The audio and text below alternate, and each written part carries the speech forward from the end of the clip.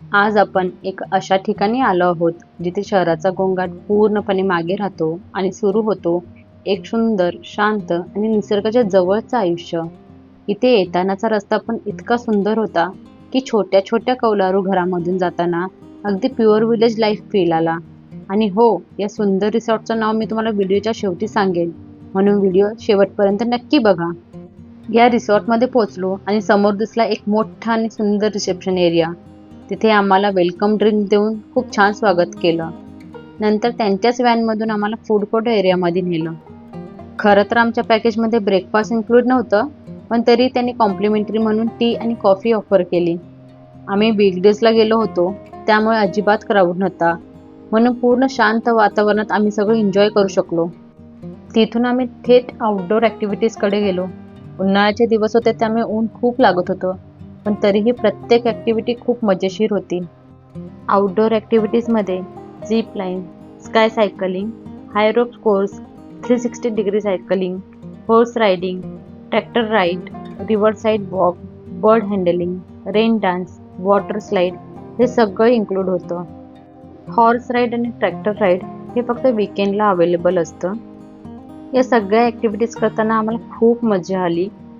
वीकडेजला आल्यामुळे गर्दी नव्हती, त्यामुळे आम्हाला सगळ्या ॲक्टिव्हिटी शांतपणे करता आल्या.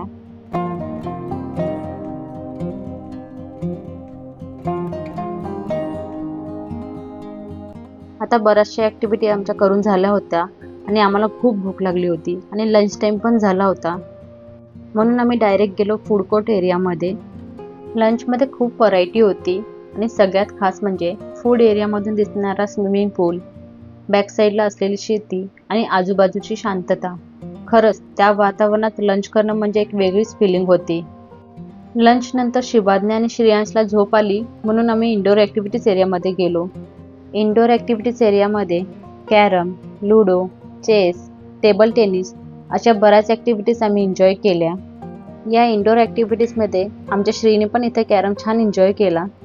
त्यानंतर त्या दोघांना तिथेच झोपून आम्ही रिसॉर्टचा थोडा परिसर एक्सप्लोअर केला.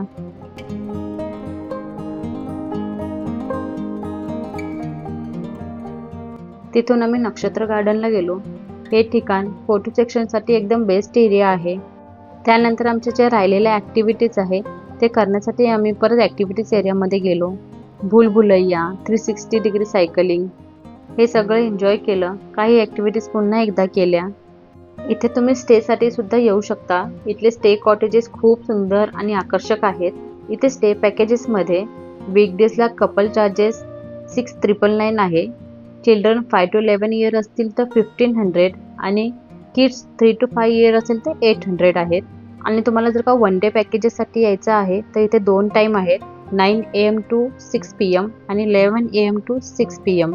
9 AM to 6 PMच्या याच्यामध्ये ॲडल्ट 1,400 आहे, 5 to 11 इयर्स किड्स 1,000 आहे, 3 to 5 इयर्स किड्स 400 आहे.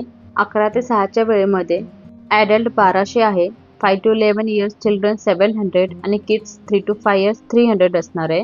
11 ते 6च्या पॅकेजेसमध्ये फक्त ब्रेकफास्ट इन्क्लूड नसेल, बाकी ऑल ॲक्टिव्हिटीज इन्क्लुडेड आहे. थोड्या वेळाने श्री आणि शिवाज्ञा सुद्धा उठले आणि आम्ही गेलो बर्ड हँडलिंगसाठी. श्रीला ते खूप आवडलं, त्याने खूप एन्जॉय केलं.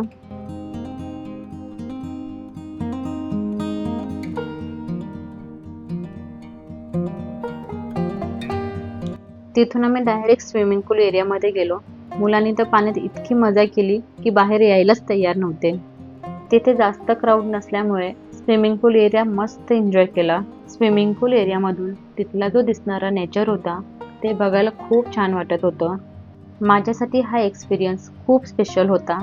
थोडा वेळ फोन बाजूला ठेवून नेचर एन्जॉय करणं मनाला खूप शांत वाटलं. थोडा वेळ स्वतःसाठी, थोडा वेळ निसर्गासाठी.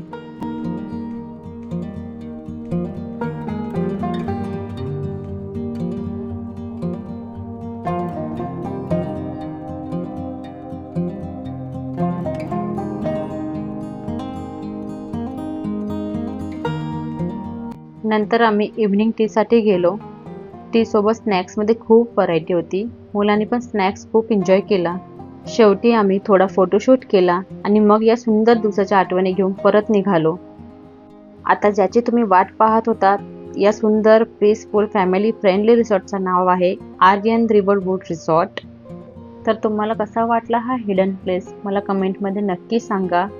तुम्हाला व्हिडिओ आवडला असेल तर व्हिडिओला लाईक करा, चॅनलला सबस्क्राईब करा आणि अशाच हिडन प्लेससाठी माझ्यासोबत कनेक्ट राहा. पुन्हा भेटूया अशाच एका नवीन व्हिडिओसोबत. बाय.